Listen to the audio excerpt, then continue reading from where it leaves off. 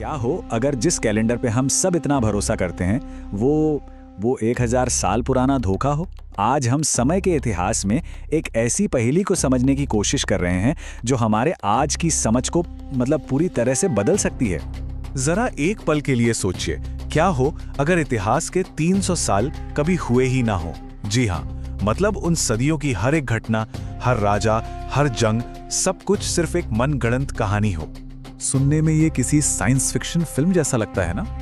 लेकिन कुछ थियरिस्ट्स का मानना है कि हम असल में साल 2024 में नहीं बल्कि साल 1729 में जी रहे हैं। और इस चौंकाने वाले दावे के पीछे एक बहुत ही दिलचस्प थियरी है। तो इस आइडिया को द 300 ईयर ग्लिच या 300 साल की गड़बड़ी कहा जाता है। ये कोई मामूली बात नहीं है, ये एक ऐसी साजिश का सिद्धांत है जो हमारे इतिहास की नींव पर ही सवालिया निशान लगा देता है। इसका एक ऑफिशियल नाम भी है, फैंटम टाइम हाइपोथेसिस। 1991 में हेरिबर्ट इलिग नाम के एक जर्मन लेखक ने यह सिद्धांत दुनिया के सामने रखा। उनका दावा था कि 614 ईस्वी से लेकर 911 ईस्वी के बीच का जो समय है वो घड़ा गया था, मतलब वो द्वार कभी था ही नहीं। तो सवाल उठता है कि इतनी बड़ी साजिश आखिर रची किसने होगी?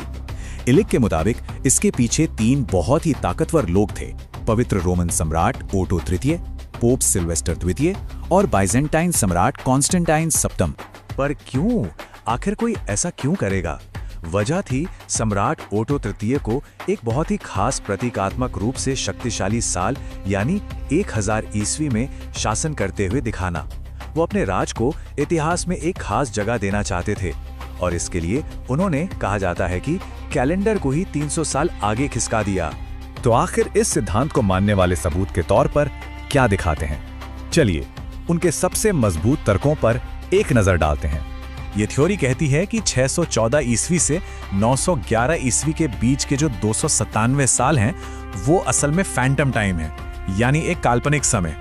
और इसके सपोर्टर्स कहते हैं कि यूरोप में इस दौर के जो पुरातात्विक और लिखित रिकॉर्ड्स हैं वो न के बराबर हैं। ये बहुत अजीब बात है। इसी दौर को तो डार्क एजेस भी कहते हैं, मतलब एक ऐसा दौर जब कोई खास तरक्की नहीं हुई। बात यहीं खत्म नहीं होती।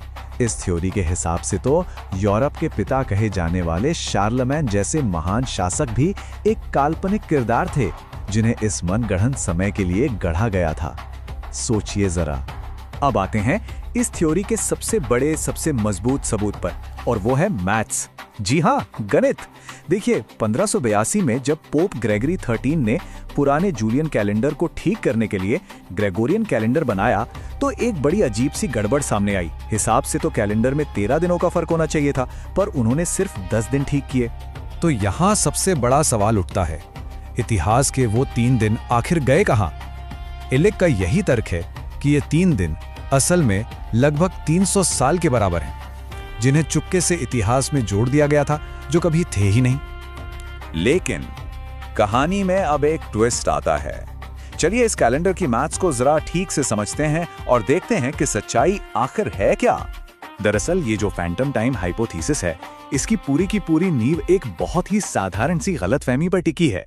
हुआ ये कि इलिग ने मान लिया था कि कैलेंडर सुधार की गिनती जूलियस सीजर के समय यानी 45 ईसा पूर्व से शुरू होनी चाहिए थी, पर असलियत ये नहीं है।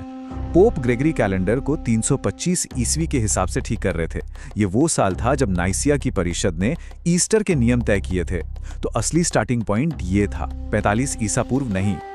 और जब हम सही तरीके से कैलकुलेशन करते हैं तो सारी तस्वीर साफ हो जाती है। देखिए, 325 ईस्वी से 1582 ईस्वी तक 1257 साल होते हैं। जूलियन कैलेंडर की दिक्कत यह है कि वो हर 128 साल में एक दिन पीछे हो जाता है। तो 1257 को 128 से भाग देने पर करीब 9.8 दिन आते हैं। तो 10 दिनों का सुधार बिल्कुल सही था, कोई गायब समय था ही नहीं।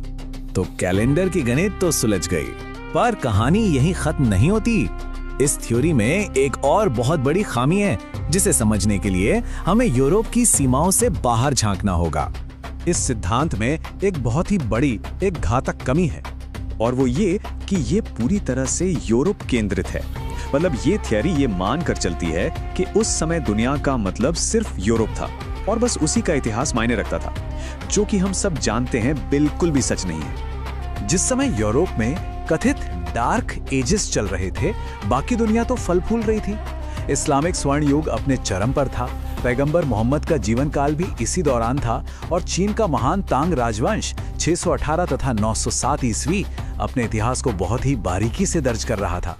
और कमाल की बात यह है कि इन सभी सभ्यताओं के रिकॉर्ड हमारी आज की टाइमलाइन से एकदम सटीक मेल खाते हैं। और आखिर में एक ऐसा सबूत है जिसे कोई नहीं झुठला सकता। क्यों? क्योंकि ये तारों में लिखा है। आप तारों के साथ हेरफेर नहीं कर सकते। ये जो पूरा ब्रह्मांड है, ये एक बहुत ही सख्त गणितीय टाइमलाइन पर काम करता है। पुराने चीन और यूरोप में जब जब सूर्य ग्रहण हुए या हैली का धूमकेतु दिखा, उन सब के रिकॉर्ड मौजूद हैं। और वो रिकॉर्ड आज की खगोलीय गणनाओं से पूरी तरह मतलब एकदम परफेक्ट मैच करते हैं। अगर सच में 297 साल गायब होते तो हर एक प्राचीन खगोलीय रिकॉर्ड गलत साबित हो जाता, पर ऐसा बिल्कुल नहीं है।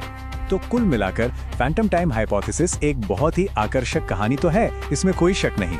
लेकिन जैसे ही हम इसे वैश्विक इतिहास और वैज्ञानिक सबूतों की कसौटी पर रखते हैं, ये पूरी तरह से बिखर जाती है। खैर, ये सब हमें एक बहुत ही दिलचस्प सवाल पर लाकर छोड़ता है। हमारे इतिहास में और कौन सी ऐसी मान्य बातें हैं जिन्हें विज्ञान और एक ग्लोबल नजरिए से दोबारा देखने की जरूरत है?